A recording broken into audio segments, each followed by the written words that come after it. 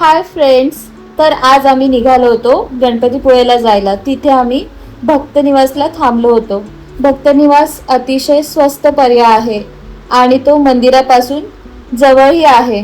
तिथलं वातावरण पण खूप छान आहे आणि नीटनेटकं आहे. तिथली ग्रीनरी आणि समोरचा आवार खूप मनाला भावणारा असा होता. तर आम्ही तिथे थोडे फोटोज आणि व्हिडिओज क्लिक केले आणि तुम्ही बघू शकता हा आवार, त्याचा व्हिडिओ आम्ही घेतलेला आहे. आणि जर तुम्ही बसने जाणार असाल तरीही जाऊ शकता. तिथे समोरच बस स्टॉप आहे. मंदिराकडे जात असताना बाजूलाच प्राचीन कोपकान आहे, पण आम्हाला ते बघायला भेटलं नाही. त्यानंतर आम्ही काही निसर्गाचे फोटोज काढले छान असे.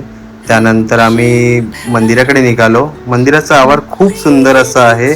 वीकडेज असल्या कारणाने आम्हाला तिथे गर्दी काही लागली नाही. सो मेघा खूप खुश होती कारण ती फर्स्ट टाइम आली होती. माझं सेकंड टाइम होतं. बट मंदिर एकदम सुंदर आहे. बाजूचा आवार इतका सुंदर आहे की मेघा बघतच बसली होती. मंदिराची प्रत्येक भिंत व्यवस्थित निहाळून बघितले तिने.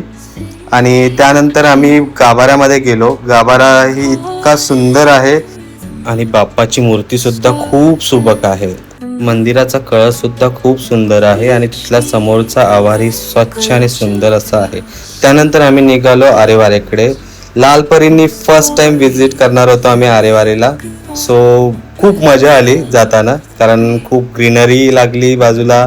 त्याचबरोबर समुद्र किनारा बघताना डोळ्याचे पारणे फिटेल असा समुद्र किनारा आहे तो. क्लीन आणि नेटनेटका असा किनारा आहे. किनाऱ्यालगतचे ते नागमोडी वळणे आणि त्याचबरोबर येणारा समुद्राचा आवाज, दृश्य अतिशय बघण्यासारखे होते. खूप मन मोहक असं होतंय. त्यानंतर आम्ही ज्या टायमाला तिकडे जायला निघालो तेव्हा तुम्ही मेघाची एक्साइटमेंट बघू शकता. ती पळतच निघाली होती समुद्र किनाऱ्याकडे. तिने माझा अक्षरशः हात धरून मला पळत घेऊन गेली तिकडे. आणि त्यानंतर तिची जी एक्साइटमेंट होती ती तिच्या फेसवरती दिसून येत होती.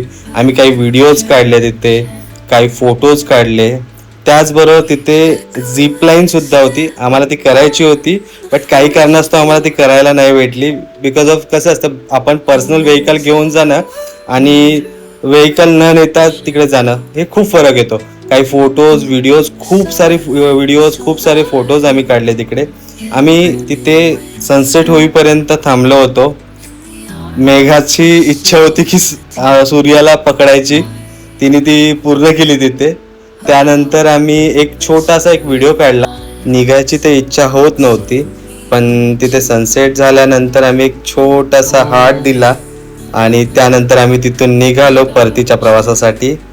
तिथून आम्ही रत्नागिरी स्टेशनला पोहोचलो आणि कोकणला बाय बाय करून आम्ही परत निघालो मुंबईसाठी.